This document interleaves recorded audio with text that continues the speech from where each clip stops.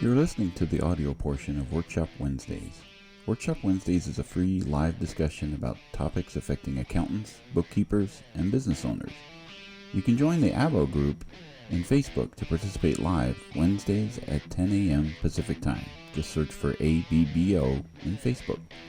This podcast is brought to you by Schoolofbookkeeping.com, where you will learn, grow, and build a thriving bookkeeping practice.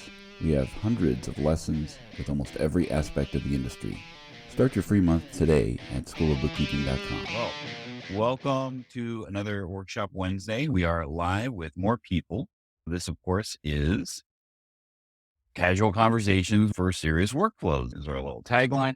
We are coming in for a landing on the e-commerce fundamentals. And last week we talked a bit about sales bridges, as we call, which is basically a piece of technology that gets between your sales channel and your accounting channel and brings that sales data in together, right? We talked about a variety of different ones, and we wanted to bring on Mark and Gennady from WeIntegrate. And I met these folks about 6 months ago. And we were talking about their bridge, and they specialize in Shopify. So that's why I wanted to have Rachel be like a blind reaction here as we talk about that. And then because you guys do something a little bit unique than the other sales bridges out there. So Mark, if you want to talk a little bit about the history of WeIntegrate and how you came to be and what it is you're hoping to solve for. Do you want to share we have a few slides, but mostly we want to focus on a demonstration today. Yeah, that'd be great, Well, thank you. And Rachel, we really appreciate the opportunity of speaking with you guys today and your audience and having a chance to have these casual conversations about these very serious workflows. Yeah, do you want me? I'll flip over to, I have a little deck I can walk through and talk a little about the history and maybe some of the key points that we would like to highlight for today. There we go. Okay, awesome. Very cool. Dan, as you mentioned, we WeIntegrate. We are newer to the market, so a lot of people may not have heard of us yet, although the word seems to be spreading pretty quick, which we're excited about. We do currently focus primarily on Shopify into QuickBooks Online, both web store as well as POS from the same tool. Over time, and our focus and our thought was we want to go deep on Shopify first, really address the primary issues that we're hearing out there in the marketplace first, and then move on to other channels. So we do have that on our roadmap to get into other opportunity areas of like e-commerce, such as Amazon and Etsy and all the other common connections that people would need to effectively run their business. As far as our company is concerned, yes, Gennady and I have been in software, supply chain, e-commerce operations for quite some time. I'll let Gennady speak for himself since he's here. But I myself been involved about 25 years, mostly as an entrepreneur.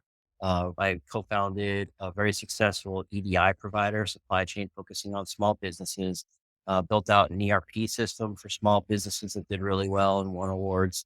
And now here we are with WeIntegrate. And it was during the time that I was with the ERP solution that the concept of integrating Shopify with QuickBooks Online came about. And here's why. We would call these small businesses, and we found a very interesting reaction when we talked to a small business and say ERP. We either got people hanging up on us because they were scared or hanging up on us because they didn't know what an ERP was, right? And we found out that a lot of times what they really just needed were very efficient tools to integrate a particular source, such as Shopify, with their financial systems, and not the whole gamut of what a complex ERP system would offer them, particularly at the smaller stage. Something also interesting that we found was that even though they're categorized as small businesses, they actually have big business needs, right? And right, because there was a time, a long time ago, actually not too far ago, where small businesses would generally compete with the other main street businesses. But because of this trend and e-commerce being one of them and this global market now, small businesses are competing head to head with big businesses. Problem is those big businesses do in fact have enterprise systems and automate big budgets, and they hire people just to make sure that those processes don't break, right? Where a lot of small businesses, like I've had clients that had products that were selling at every single Bed Bath & Beyond store in the country at the cash register, but the product was very tiny and they'd stock them in their garage and they had a couple people helping them. How does a small business like that process for orders for 1,000 stores without enterprise tool? Problem being is it has to be easy to use and it has to be affordable, right? So that methodology and thought process has carried forward.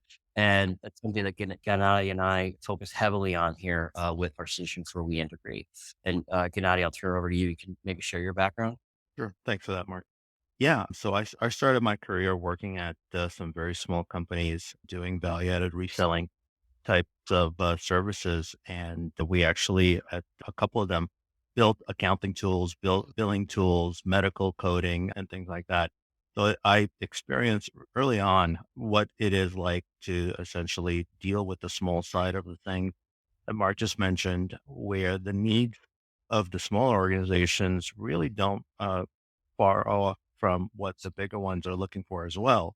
And as I went and furthered my career and started working at these larger organizations, I saw that there's a lot of parallels there. The same types of things that the large organizations are suffering from are the same types that the small and medium-sized businesses are suffering from as well. And yeah, we wanted to bring a solution that streamlines things, automates things, and takes advantage of today's technical environments into the hands of the smaller organization.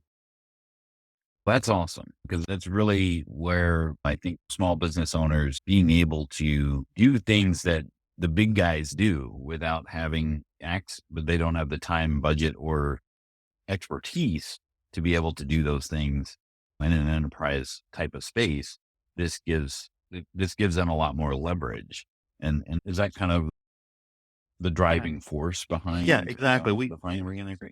Yeah, exactly. We don't feel that organizations have to spend an arm and a leg for some of the basic features out there that the larger enterprises take really for granted, but obviously can afford to pay for it. And so the more that we can empower the small businesses with some of these tools that have been available for a long time and evolve them to a point where they're very simple, very well integrated, we are going to be basically making lives a whole lot easier for folks. That's awesome. And then I also noticed Randy Johnston there. Now he's not Yes. here, but that's a familiar face. How did that introduction happen, or how is he helping out? Yeah, I'm glad you asked. So Randy's an advisor. He's an official advisor on our board of advisors. And we've been working with him for about a year now. And we just connected with him initially it was just from his experience in the industry and the opportunity to maybe pick up a little bit of media play.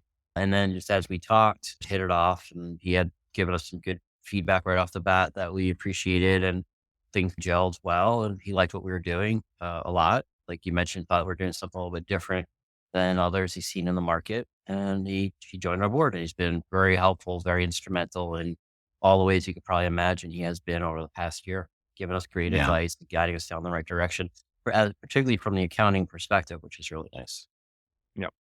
Now, when you go to the Intuit App Store and you search for the word Shopify, you're presented with at least 30 or 40 different applications that claim, right? I'll take your sales data from Shopify and I'll put it in your QuickBooks, right? And Rachel, you probably could attest to that there is a variety of different ways to get that information in there into QuickBooks, but all with an accountant or accounting professional, the devil's in the details. And so tell us a little bit about what makes WeIntegrate Shopify integration a little bit different. Sure. Happy to. So for starters, we're trying to look at what problems we're trying to solve for and realizing that some of these problems may have been solved before and some of them may have been solved before in let's just say a different way than we think maybe they should be solved. And it doesn't necessarily make one right or wrong, right? There's always going to be schools of thought, right? This is the way to go or this is the way to go. And that's great. That's why there's multiple companies that do what we do. But one of the things that we found that was paramount was speed, right? Efficiency of data. And that when you think from the merchant's perspective for a moment, maybe not necessarily from the accounting perspective, it may, right? So I know we talked to different accountants, some don't care and some do, right? Depends on what elements of part of the business they're operating. But when we think about data exchange between disparate systems, speed is important. Speed is very important. Speed can make the difference of a quality decision being made properly or not being made properly, particularly when you think of things like inventory, where if there's like a 1 hour delay on inventory getting updated, that could have a major impact on customers going to maybe another site that you're selling from that hasn't properly been updated in time. And someone buys an item that turns out that you're actually out of stock on. And now you have to deal with a customer service issue, right? Or having quality data available when you're trying to make cash flow assessments, right? Is it timely? Did I get my information today? Or do I have to wait 3 to 5 days to understand the value of something, right? We found that quality of data is important. We also found, and I know some of you are going to react when I say this, we found that in many cases, having details on documents can be more advantageous than having summary information of sales. And so we've taken a stance for right now anyway, and it seems to be holding true to at least to the audience of people that say, yes, I do want details. Some of you are out there saying that right now. And some of you are all the books saying, are, no, no. right, we have an answer for that. In fact, I had a great demo with somebody the other day that is a big fan of one of our competitors that focuses a lot on bulk journal entries and stuff from the payouts. And so we started the conversation that way. And then by the time we were finished, she was very intrigued and very interested and very excited about what we're doing and the approach that we're taking. And I'm happy to talk more about that as we go through the call here. But we do find that there's value in data, right? And here's why. Data gives us the ability to make better decisions, right? Sometimes when we have more data, we can make better decisions.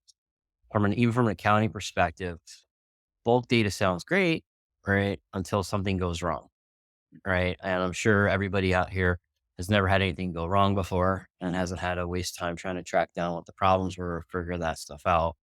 But we've got some feedback that we've received. We found that there's also, when you think about terms of how bulk data might save you time upfront of putting data into the system, it does add the value or you have to start working with clearing accounts, and managing clearing accounts we hear can be burdensome at times, especially when you're carrying over from one month to the next month. I'm sure, Rachel, you totally disagree with that, right? Yeah, this is like all I do. But three things Yeah. you don't do summarize bulk entries, or you do?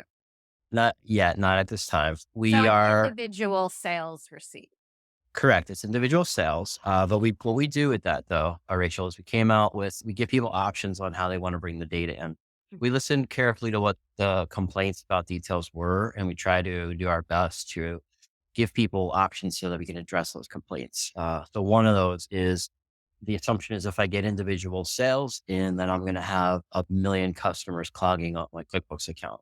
So we give people the option to do that if they prefer, right? If they want to clog up their system with 1 million customers, they can, or they can map all of that to a single bulk customer as well. Same thing with items. They can track item details if they want, or they can load it all to a bulk item. What's nice though is even when we do that on the actual sales receipts and refund receipts, we keep what we refer to as breadcrumbs, because the data that is displayed on those sales receipts is minuscule. Being able to show you on the sales receipt who the customer was, what the address was if you need it, which actually we use to our advantage, by the way, in helping do sales taxes, which I'll talk about in a second. We're still able to map all that to a bulk customer, but if in the event that you do have to go track some things down that didn't go right, you can go to the sales receipt and see all the details right there on the sales receipt if you need it. And the other thing to note is every feature that we put in, we didn't do this in a vacuum. We worked with a lot of accountants, a lot of pro advisors. We listened more than we spoke. We took a lot of great notes. We showed them our prototypes and different iterations. And the bulk of the folks that we spoke to, that's ultimately what the consensus turned out to be, is what they ultimately wanted, because they were struggling with lack of those details when something went wrong. And usually, as they tend to happen. And If you're using QuickBooks for helping with as the basis of your business ecosystem, which is really what QuickBooks' mission is, right? To be the ecosystem of small business. And you then defer all of your inventory management activities to Shopify. Now you're unable to make some of the key critical business decisions in QuickBooks because you've now put that in another application or another land.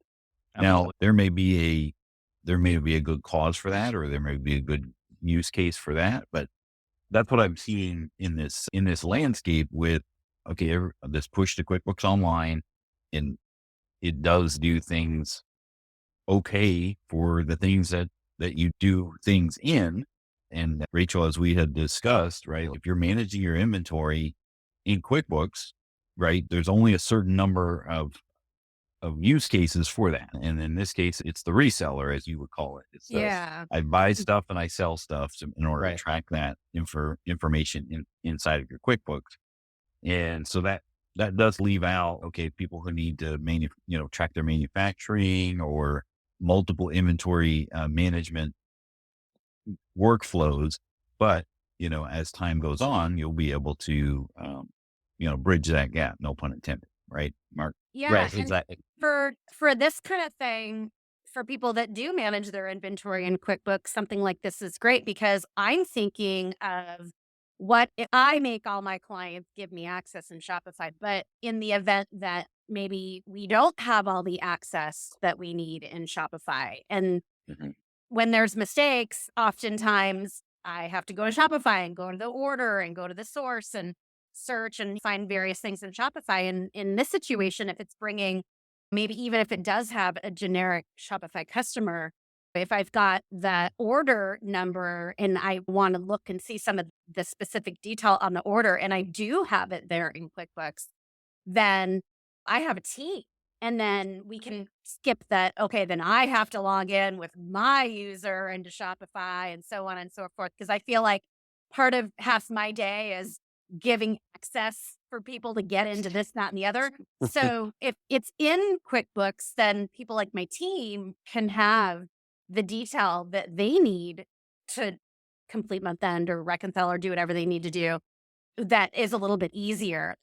For some reason, I don't have the access yet or whatever reason.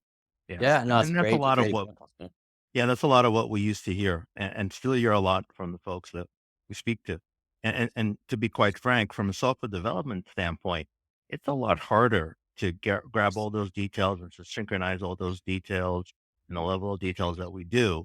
And so that's one of the reasons also that we wanted to tackle that first, because giving you a subset of that and just giving you very little information is a lot easier to do for us once we've got the more vast majority of that taken Right. care of.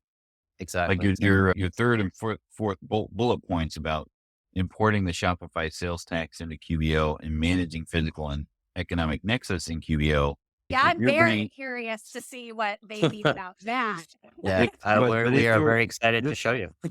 this is what applications end up doing is they end up amputating the feature functionality inside of QuickBooks by the way that they integrate into QuickBooks. If you're paying your sales tax and you find a way to actually use sales tax in QBO, which there's a lot of arguments for pros and cons of doing that and how it's actually handled. And especially when you have multiple economic nexuses in multiple different states, how is that going to be?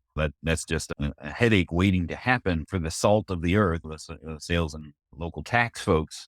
But if you are using QuickBooks for some of these functions and it's sending over journal entries, that's now it's a feature that you can't use now because of the way that is now bringing in that data. So now you have to figure out another workaround for something that's should be a core function, inside of QuickBooks. Right. Exactly. And I one thing just, I just realized, Mark, that my logo was over top of your head, so I apologize. Right. That's all right. I need to get a I'm haircut actually gonna, anyway. I'm gonna shift us around. So now we're down at the bottom. So now the closed captions are over us all. So we're all Equally distributed.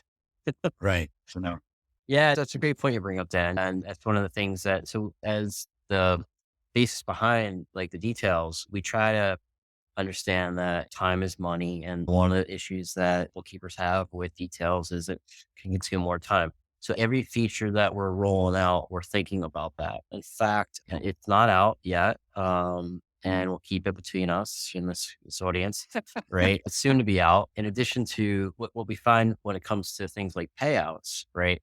Our competitors, they do a nice job of taking those payouts and using those payouts to create the sales, right? Days later after the sale occurred. And so what we looked at, we were like, hey, we're getting the sales in immediately, like literally immediately within seconds of the transaction occurring on Shopify. And we have all the data.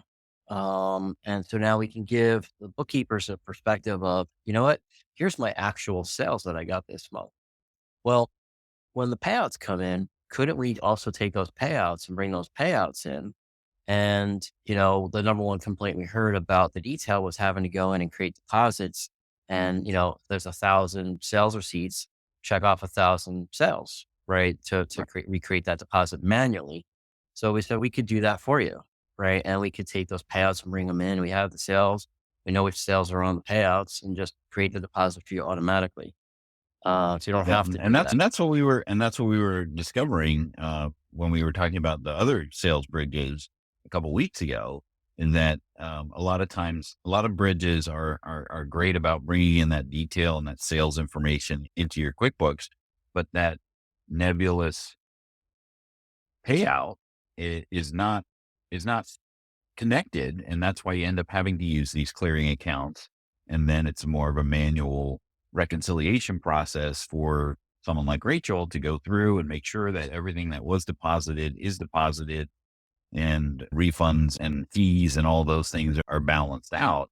But you take a different approach to that as opposed to everyone else out there. I think that's a key distinguisher, I think, of what WeIntegrate does. WeIntegrate does, even though it's a plural pronoun, it's a singular verb. So is it posting a payout to be expected deposit entry? Is that what it's doing? Why don't we just go right into a demo, Mark? Maybe yeah, show well, it. so we could talk that through. Yeah, I could absolutely show that, and we could definitely go into a demo. You want me to start that now? Yeah. Go ahead. Okay, cool. All right, just let me have to flip to a different screen. So when it comes to the payout, though, we are still working on it. It's not ready for prime time yet. I can show you though how it's going to work. But if you want, do you want me to show you the orders first, or you want me to start with that payout question?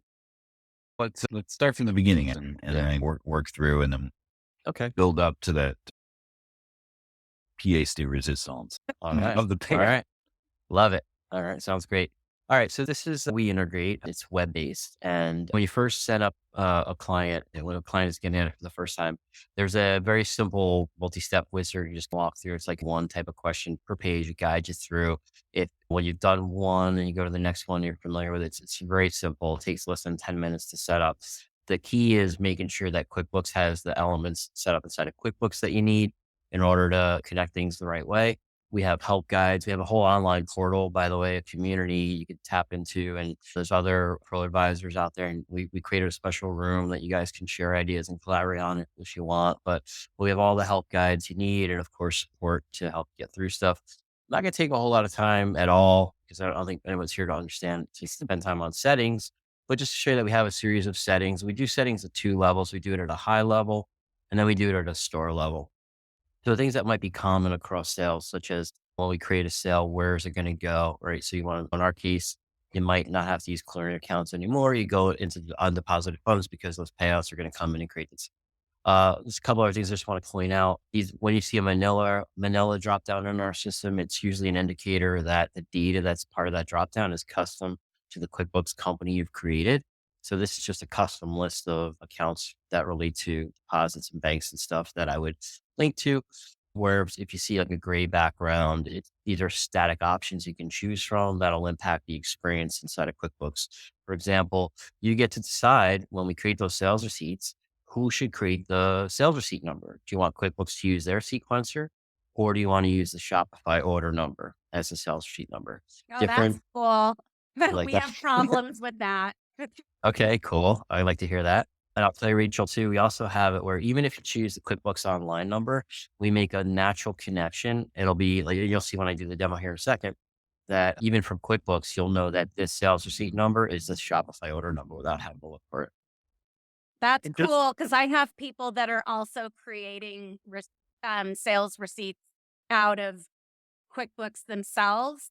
So they get confused on what order number, or I mean, what Right. number to use next, because we've also got sales receipts coming in from connectors. And so it throws them off. They don't know what to do. And then I don't have a way of changing that. Right. Exactly. Exactly. That brings up an interesting point. I just want to put a pin in your demo there. So if you're using sales receipts, Rachel, then it's going to pick up the next sequence from the Shopify order. Is that what ultimately happens? And now That's you've what got it does. Yeah. potentially you've got duplicated numbers, which QuickBooks doesn't like.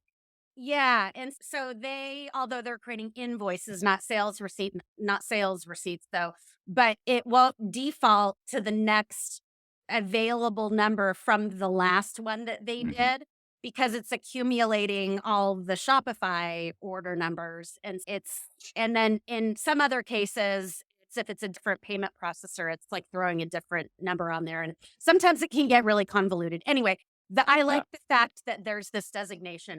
It's nice. Yeah. Great. Thank you. And Another then thing to point okay. out that the settings that Mark is showing here, these are the same ones that you would have set in that initial wizard. And so after you've set it in the wizard, if you want to come and tweak them, they're basically available to you at any time. You're not carving anything in stone. No, Exactly. exactly. You guys said that you didn't want to go over settings, but settings is like Okay. the one thing where everything gets messed up. So I always need to pay a ton of attention to settings, because that's always where the most important stuff is. Yeah. Right. Okay. Hey, That's- we're happy to spend a demo doing settings on that topic. So I switched over to our refund settings, which, as you can tell, is very similar to the sales settings, right at the high level. Mhm. The options that it gives you. The one difference here is at the bottom. So we've learned a little bit the hard way as we were going through the process that Shopify and QuickBooks don't always see eye to eye on how to solve a problem.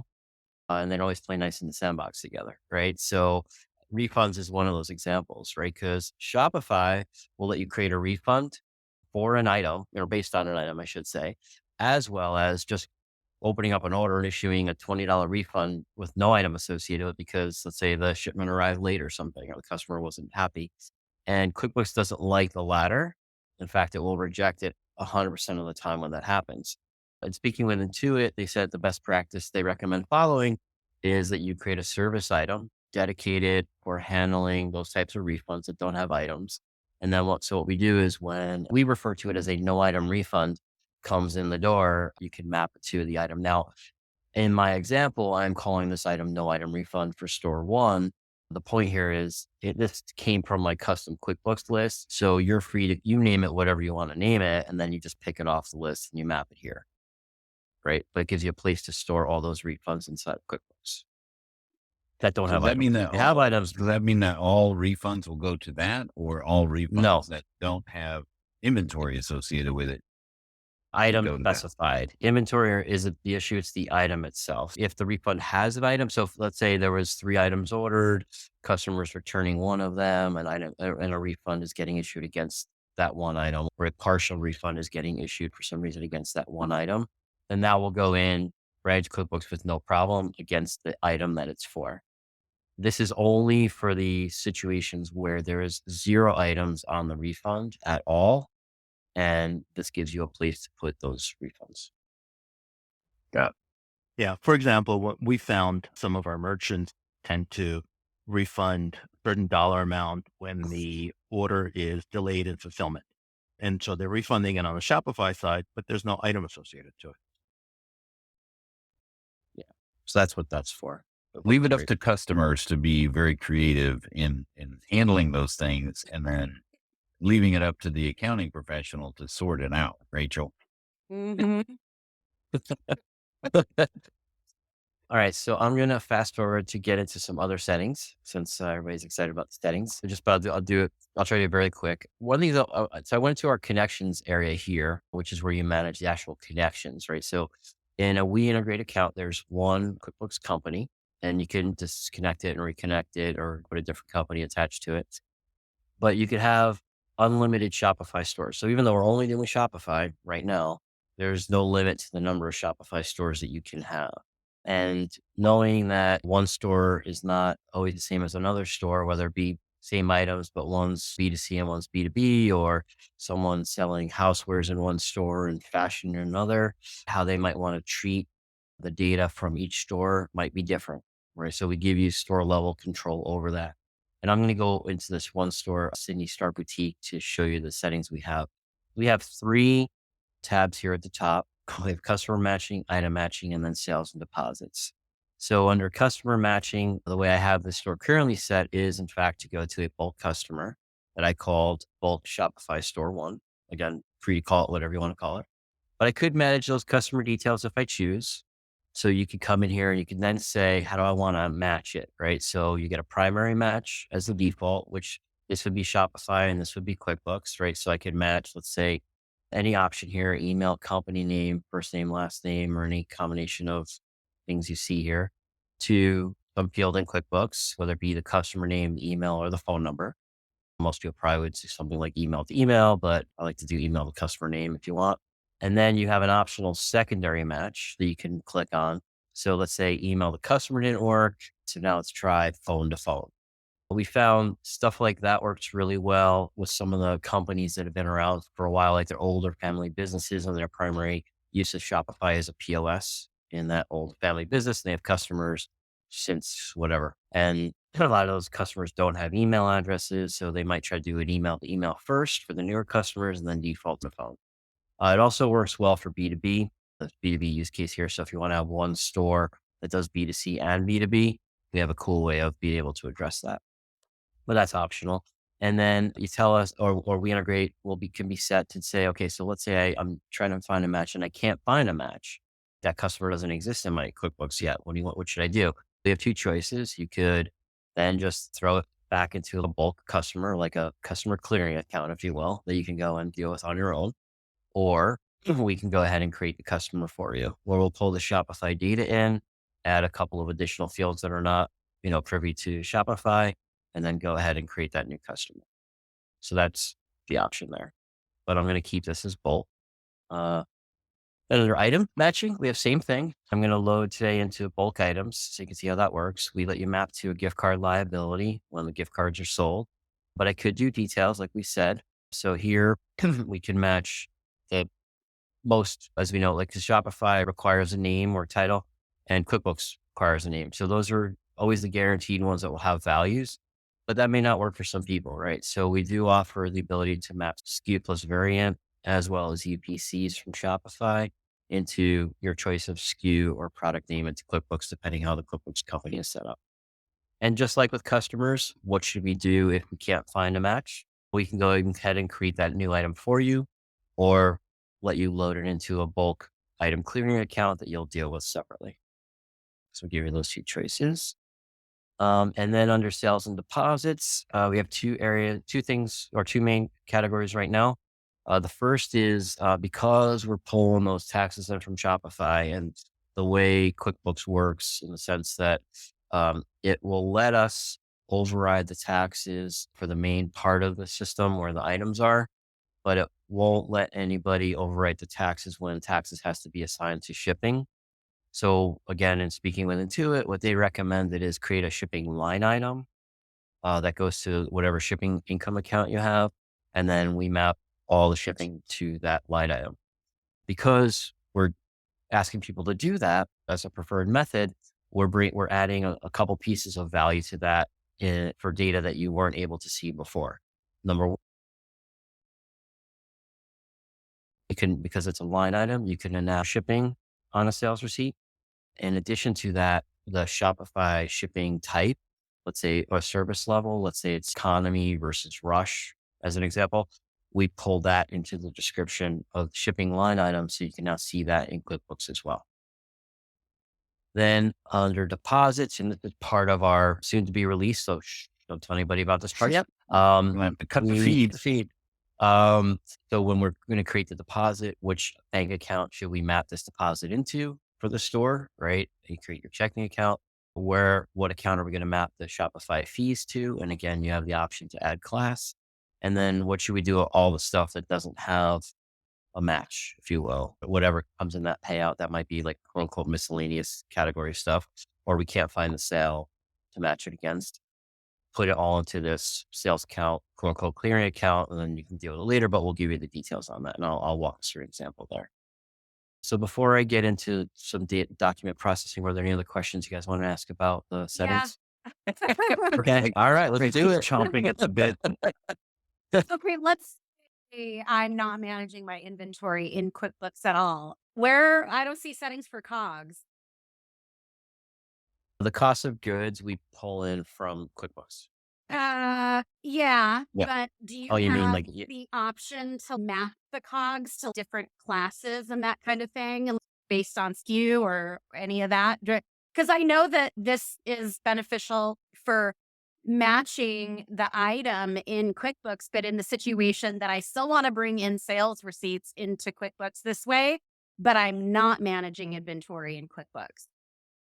Yeah, we don't have that set at the moment. That would be a great enhancement for us to bring to market. Okay. Yeah. Because I have some Well, people with that situation that, Okay.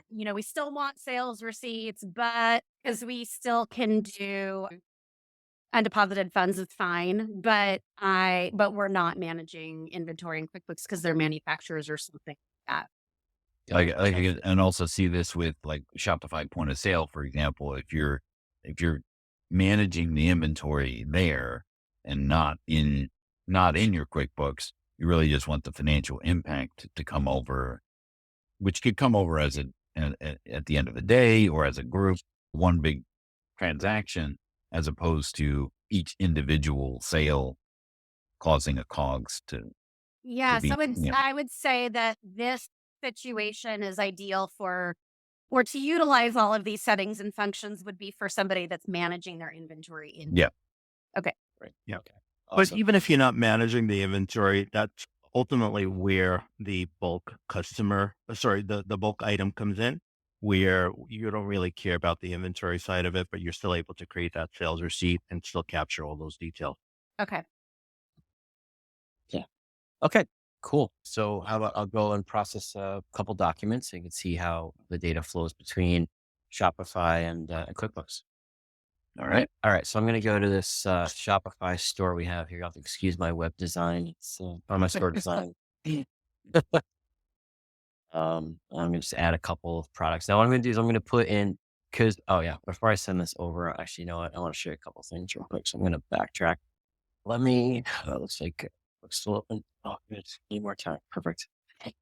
Okay, when it logs you out in the middle of a demo. Okay, so I want to show a couple of things. So I'm going to go over to taxes since we've been talking about taxes, and I'm going to I'm going to call attention to a couple areas here. So the first one is, where's my New York? There it is. Okay. So we have New York tax, right? Showing up here, on here. And then we have under economic nexus, we have Illinois, right? And you can see we've already been tracking some economic nexus here because Okay. of the This way is that we. cool. Because I never touched the sales tax center, but now I'm seeing that I could use this even for people that aren't managing their inventory in QuickBooks to bring them in this way. So that way we can use this and it's more visibility for my client to see where they're, the Nexus tracker. And then even as the payment gets applied, it can get applied to its own thing instead of just one bulk. Right. Exactly. Okay, so here I'm going to go ahead and process this order from Shopify. And the first thing I'm going to do is I'm going to do it for New York, and I'll do an order for New York, and then I'll process the same exact order, let's say for Chicago or Illinois, so I can show you that where we just were. So let's go ahead and check this out. Let me come up with a fake name here. We'll call it Terry Tester at test.com. Go to this book. And then we'll assume there's a 10 Main Street in Chicago. Anyways from Chicago, excuse me on that. Illinois, and I'll pick a zip code at random. Okay, I'll go with the one Shopify recommends. And you'll notice, actually, I'm going to take a step back here too. Let me show you something. In the back end of the Shopify store that I'm processing that order for, if I come into settings here, I'm going to call out, right? So we have our business address here, which is in New Jersey, right? It's just a test address here. And under its location, we have 3 additional addresses. We have the New York warehouse, a Kansas warehouse, and a South Carolina warehouse. So Shopify, because of this, knows that there's 4 physical locations that exist throughout the United States. And Shopify knows how to take that and manage the physical versus economic nexus, right? So if I put an order in for New York, Shopify will know that they should charge tax. If I put an order in that's shipping to Illinois, Shopify also knows not to charge tax, right? And you'll see that as they go ahead and do this. QuickBooks, on the other hand, does not know that inherently, right? Because QuickBooks is focused on pretty much one address, and it's not designed to be a multi-address system out of the box, but we trick it, and I'll show you how we trick it. You have your ways. We have our ways. I'm going to come in here and I'm going to first process this order for Illinois. And you can see there's no tax over here. And the total of the order comes to $75.99 with the $15 economy shipping. And I'm going to put a fake credit card number in here for those. I'm sitting here wondering, how are they going to trick it? Maybe just turn it on? Feels cheap. I think Rachel's sitting on the edge of her seat. I think it's actually she just moved to the edge.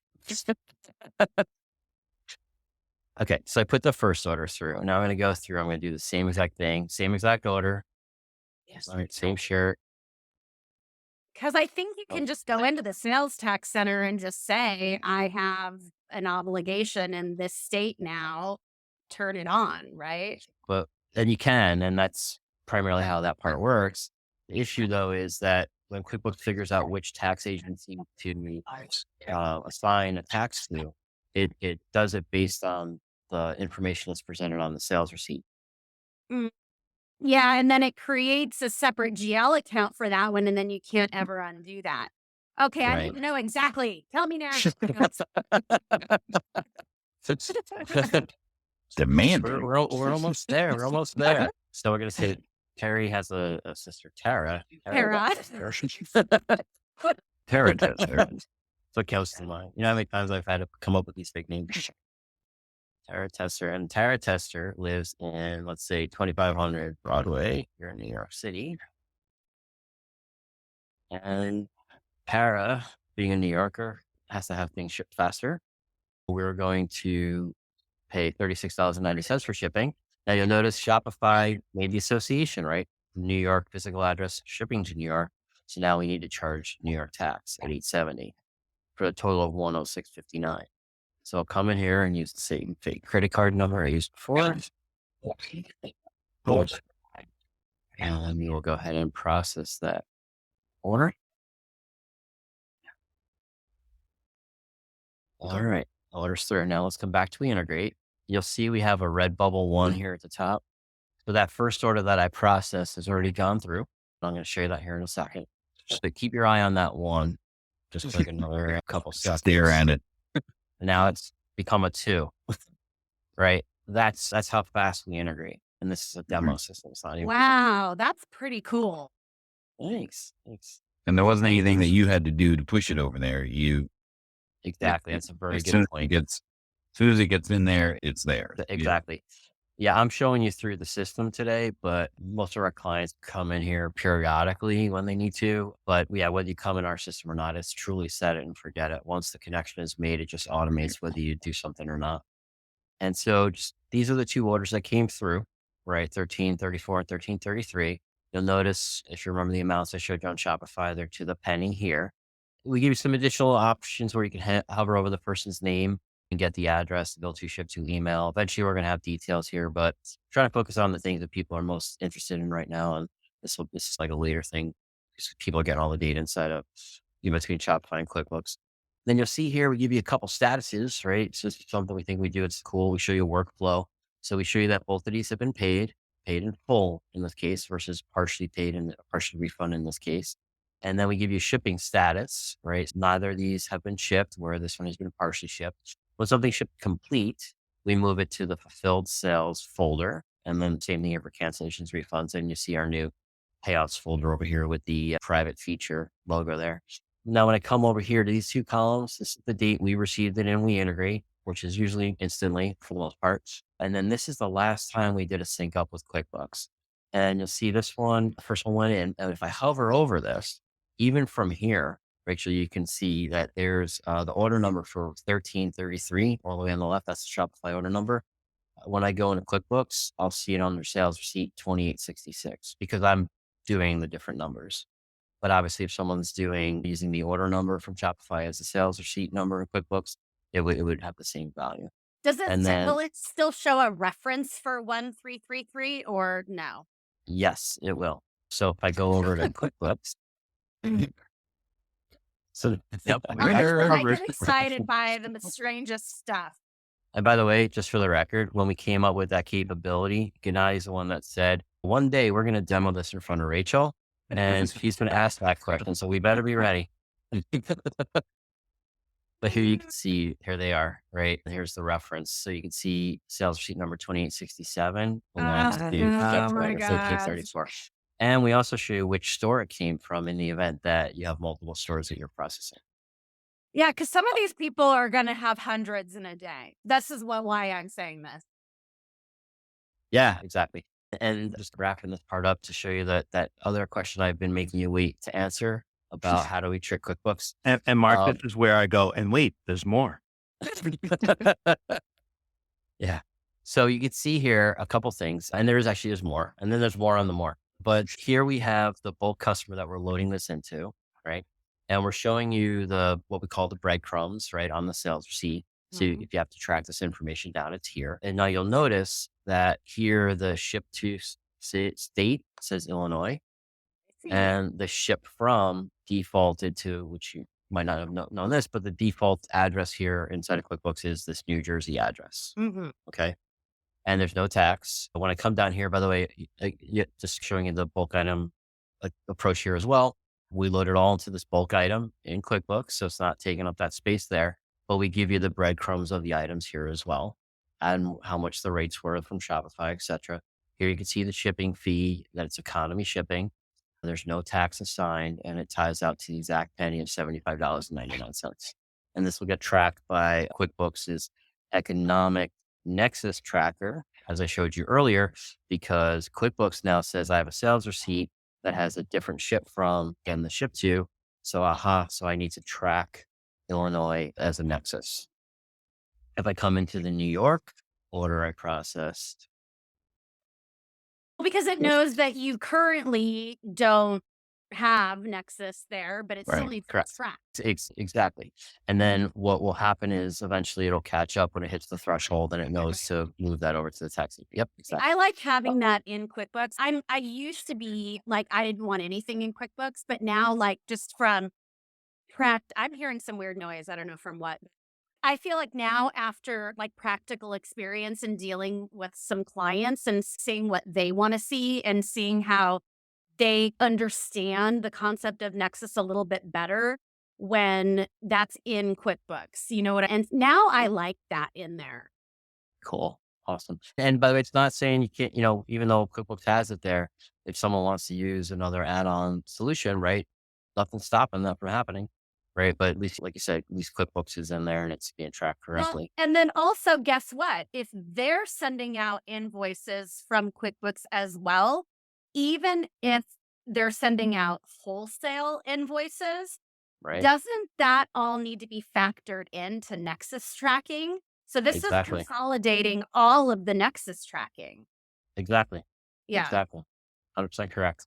Yep. And then this allows you to use something like Davo connected to your QuickBooks to be able to impound those sales tax fees so that the business owner doesn't spend that on behalf of the state and then get a nasty letter. Yeah. And like the alternative is you have to dump your sales data if it's in an external thing and it's not tracking the Nexus. And then you have a client that's invoicing from QuickBooks Online still. You have to consolidate it all together to see if they're not. Because I'm dealing with this right now. One client is in a non-connected inventory IMS that I can't connect Avalara. So I have to manually crunch the numbers and track the Nexus and add in the QuickBooks invoices. It's aggravating. I hate it. We could talk after the show, and help you with that. What point I want to make, because I know we're running out of time here too on that topic, to call your attention. So you can see, I opened up that second sale that I created for the sales receipt 2867 here in QuickBooks. And you'll notice the ship to here now says New York, right? Because that's where the customer shipped to. It's just a carrot tester. And what we did was we changed the ship from using the Shopify address for New York, since we checked that there was a match. So we managed our logic on the Shopify side before we pulled the sale, and made QuickBooks use that New York address as the ship from. So now QuickBooks says I have a New York address going to a New York facility and knows how to deal with that properly. Oh, wait a second. Now you lost me. Wait, so you did that in the settings? No, this is not a the setting. Matching. This is just live matching, part of our logic, our algorithm logic that we use when we're pulling the sales from Shopify. This is secret sauce stuff. Secret sauce. Yeah, exactly. About it. The magic behind There is- WeIntegrate. There is So Worcestershire you're sauce saying in the if the ship Thousand Island dress.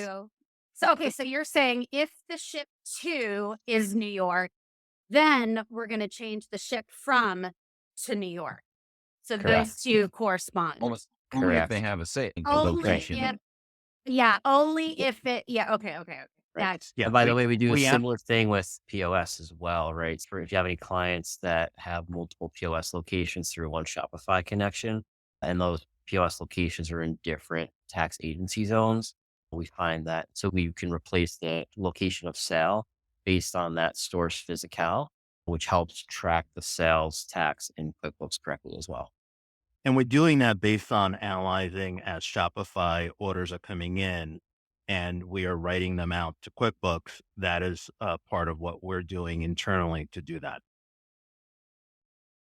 Man, that's cool. I haven't seen this before, where you can actually bring the individual sales receipt in with the state ship to, and then track that. I'm telling you, I go through craziness sometimes, and this is really Mark, cool. This is why I told Rachel, don't do any research on WeIntegrate before, because I want this blind, honest reaction from Rachel when she actually does it's get really to see cool. it. By the Cool. way, Awesome. I Thank also you. love the name, because when you go into the not Shopify, I guess, yeah, Shopify App Store, but even the QuickBooks App Store, I like the name. It's just WeIntegrate. It just tells you what it does. Right. Yep. It's like changing your Thai restaurant to Thai food near me. Or I saw a restaurant in New York that says "You eat here." Now, Right. we only get the restaurant that says "I don't care," because that's the restaurant that every married couple ends up going to. Yeah. I don't care. You decide. So Usually the there's jokes are more, over, but so- yeah. So then another distinction is what happens with those sales receipts with regards to payouts. So let's talk a little bit about that. Yeah, sure. Absolutely. And this is part of what's still in process. And by the way, just one other quick comment. I won't take the time during the demo to show you, but you see how the three fields here on the sales receipt for ship via, ship date, and tracking number, when that actually does happen in Shopify and an order is fulfilled, we receive that information also fairly instantly from Shopify, and we load that all up here for people. So if you ever need to track that information Right. here, you see it here. Again, then you're not eliminating the functions that they could feasibly use in QuickBooks because they're using some other application to bridge the data between them. So that's what I like about the way that you handle these things, is that you still use the native functions inside of QuickBooks when possible. That's pretty Exactly. cool. So Thank it you. updates that shipping information after the fact. It brings it in from Shopify. Correct. And we also add down here. So let's say there's multiple, Shopify creates the link where you can track the shipment. We add those links here as well under the shipping free line item. Do they have yeah. to be using Shopify shipping, or does it work if they're using ShipStation? I think it works if they use ShipStation as well, but I'll come back to you to confirm that for sure. Oh, there's a question, Dan. I'm on full screen, so I wasn't even looking. So is the Shopify? It's from Doug Sleater of all.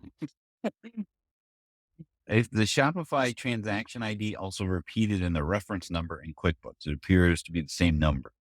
Oh, Good. yeah. Sorry, good. This would be good because I want to create a report that lists sales by reference number to compare with Shopify reports. The answer Yes. to that is yes. Yeah. It's a setting. Short, but yeah. short answer is yes. Okay, cool. So Yeah, should it's I in the go- memo, right? Isn't it in the memo? It's also in the Uh, memo, and yeah, it's part of the settings on what you actually want to be displayed in the memo field, as well as what you want to be displayed in the reference number. Okay, cool. And then, okay, so coming over to payouts. Payouts. Yeah, payouts. Let's talk payouts. Right. So this is just, again, still in process. So you guys are getting a chance to see behind the curtain. In fact, if anybody wants to, we always take good feedback from people as we're building. That's what we try to do from our product management perspective. But you'll see here, we have the Shopify payout number coming through, the date of the payout, the gross amount, the fees, and the net amount. And this is the amount that should match the bank currency, of course, how many sales are associated with that payout. And now we're showing you the status of the payout, right? So when the payout gets scheduled at Shopify, we're going to bring it in here until we integrate. We're not going to push it to QuickBooks yet, but we're going to bring it in here. Why? So we can give you visibility. Now we understand Shopify does give some visibility on that already. We're trying to build out some value here. And number two, that's if you have multiple stores, now you have to go check that in multiple places. Where here you can come to one place and see it all. Yeah, and you But also may not have access to Shopify payout. good point. True. So we're going to show you scheduled so you can see that from a cash flow management perspective, you can get a little visibility into what to expect. Then we show you that it's in transit, right? So we'll change the status on it and then it goes to paid. Once it goes to paid, we're going to use that data and auto create the deposit ticket inside of QuickBooks Online for you. And when we do that, because we have all the orders associated here and we know, even if you use a different sales sheet number versus the order number from Shopify, we know how to match it. We're going to check off all those sales receipts for you. So that fear of having to check 1,000 sales receipts to match up a deposit, don't worry about it. We're going to make that go away because we're going to do that for you automatically. And then what we're going to do is we're going to take the fees and put at the bottom of the deposit where we're going to put all the fees down there and assign it to the account you specified in your settings, as well as any additional items that came in on the payout that would go at the bottom too, inclusive of any kind of offsets that might occur in the natural course of the process to ensure that payout matches the bank. And now we're going to give you visibility where I don't think, and you guys can know better than us, but we don't believe anybody does this, where because usually with a provider like us, you either get the sales or you get the payouts. We're bringing you both and we have the details. So we'll be able to call your attention any sales that have not yet been paid, right? Easily enough if that happens, right? Because we're not building Rachel? ourselves from the payout. Rachel, what are you going to do with all your spare time? I hate to burst your bubble, but the other providers also bring in the payout because Yeah. I do that all the time. But I will Well, the say payout, is yeah. I like the fact that it is matching up with the payout because now I don't ever have to worry about undeposited funds. Because what I'm saying is if it's going to match the payout and I'm not using a clearing account and I am just using undeposited funds, and let's say I have maybe 5 or 6 different checking accounts because I have a different checking account for each Shopify store.